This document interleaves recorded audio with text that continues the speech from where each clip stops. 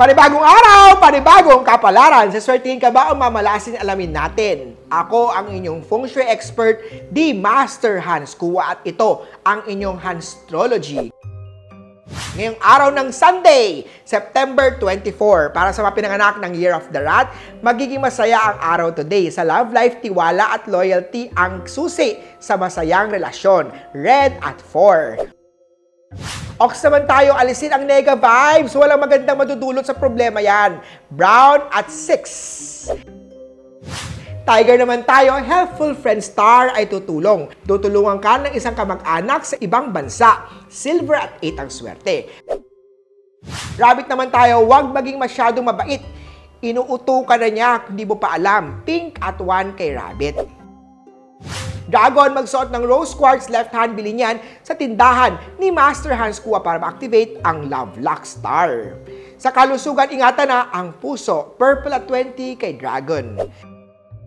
Snake naman tayo, ganyan din ang sasabihin ko para sa mga Year of the Snake. Mag-invest tayo sa kalusugan. Pagdating naman sa love life, paramdam mo kay partner kung gaano mo siya kamahal at gaano mo na-appreciate. Sabihin mo sa kanyang, I love you. Yee! Gold at 11 ang swerte sa chart. Ito naman sa Year of the Horsey, may bagong racket kayo. Magiging maganda rin ang takbo ng love life. Bawi na lang sa malusog na pangangatawan. Silver at 6 kay Horse. Kay Goat naman tayo, ingatan ang lumalabas sa bibig kapag ikaw ay galit. Huwag pagbitawan na masasakit na salita si partner. Pink at 9 kay Goat. Monkey naman tayo, ito na ang sign na kailangan mo ng me time. Mag-relax, magpaganda at pagpamasahe. Brown at 3 ang swerte sa chart. Sa Rooster, maging masunurin sa magulang at may nag-aantay magandang balik sa iyan.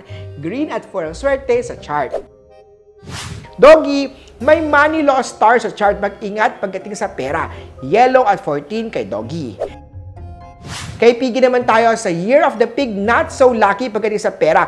Posibleng malugi ang negosyo. Sa love life naman simpleng tao lang ang hanapin mo. Don't expect too much. Orange at 19.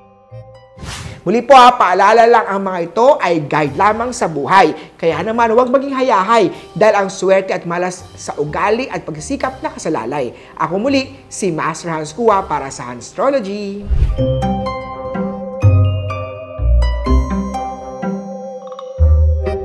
Ako po si Master Hans Kua para sa mas marami pang Hanstrology. I-follow niyo po kami sa Facebook, Instagram, TikTok, YouTube, New Media PH. At ang aming website, newmediaglobalnetwork.com.